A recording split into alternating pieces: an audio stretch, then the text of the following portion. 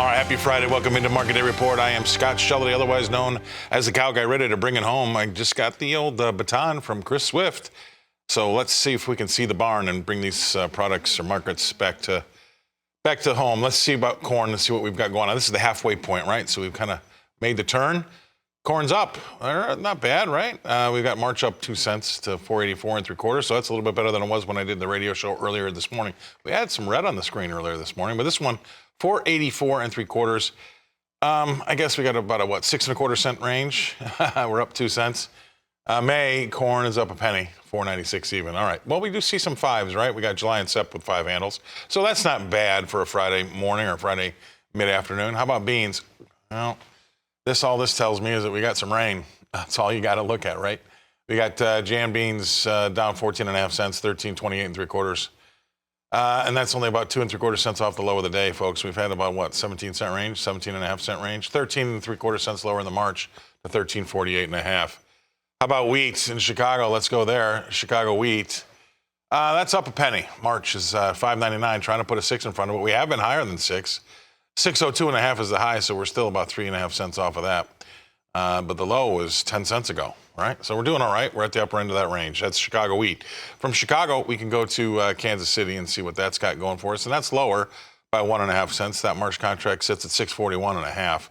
That's 10 cents from the low and about 3.5 cents from the high. How about that? So that'll give you an idea, a little mental picture about where we're trading when it's hard red wheat. That's March. Again, 641.5 is the price. We're down a penny and a half on the day. From Kansas City, let's go to Minneapolis and see what's going on out there. March spring wheat's sharply unchanged. 729.5 is last there, but that's only a tick off the high. So we have been lower, and we've kind of come back to basically unchanged on the day. May is also unchanged at 739.25, and then we'll check the cotton and get to our next guest analyst. Cotton, what's that got in store for us today? That's got a 30-point loss in the March. 79.76 is last there. And that's only about 17 points off the low of the day. So we're trading heavy, but still not a big change. Kind of a quiet Friday as we speak. Let's bring in our next guest analyst, and that's going to be Joe Lardy. He's with CHS. He's up at the home office, but he's probably not in the home office. He's probably in his home office, right? Home office. There we go. That's exactly. Where the meals are better there, right? You bet. Well, I tell you, I just looking at the prices, it looks to me like we got maybe some wetter weather in the picture down south. Anything else I need to know about it?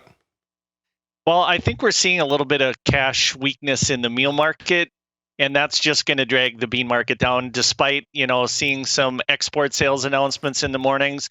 I think ultimately at the end of the day, the cash markets are going to rule. And when you see some weakness there, you can start to see people head for the door a little bit. And on top of that, the fund position has been pretty robustly long in meal. And so there is room for the meal market to just see some flat out fund selling as well. So I think those things are contributing to the weakness today in the bean sector. So, all right. So this, I grew up on the producer side, right? We have a farm, and I'll pre-apologize. Yep. However, what would it take for a producer or a bull to want to see these markets go higher? I mean, we're not going to get anything out of the WASD this month. We're going to have to wait all the way till January. Yeah, probably. And that's and that's why we're seeing volatility, Scott, at not record low levels, but pretty close to record low levels. I mean, corn vol and bean vol are right around 17%. Historically, that's super cheap. But there's a reason, because the markets aren't doing anything.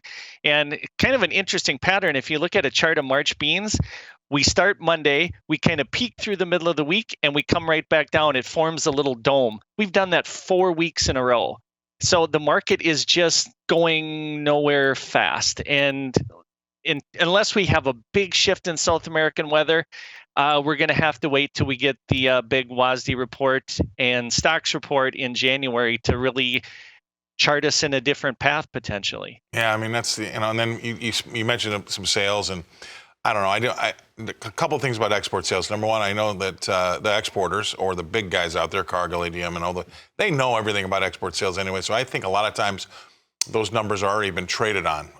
If they do get traded on a little bit, if you get a bullish export, if you get a big export sale and the market's already feeling a little bit bullish and buoyant, that might give it a little bit of a boost, right? But I don't really expect a lot of movement on the back of the fact of those big sales numbers. However, I don't like to see big sales. Well, I like to see sales, but I just have to remind myself that we beat the price out of corn. I mean, corn's at such a low level. If we can't get some sales at these prices, boy, we're in trouble.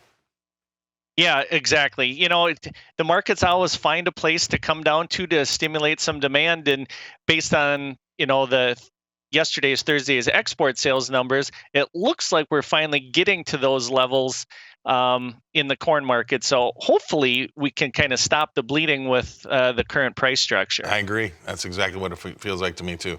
All right, Joe. Friday is Joe Lardy Day. Have a great weekend, brother. Speak to you again next week. As Joe Lardy, he comes to us from, he's up in Inver Grove Heights with CHS. We're going to go away. We're going to pay some bills. We're going to come back and talk cattle and hogs with me, the cow guy, after this.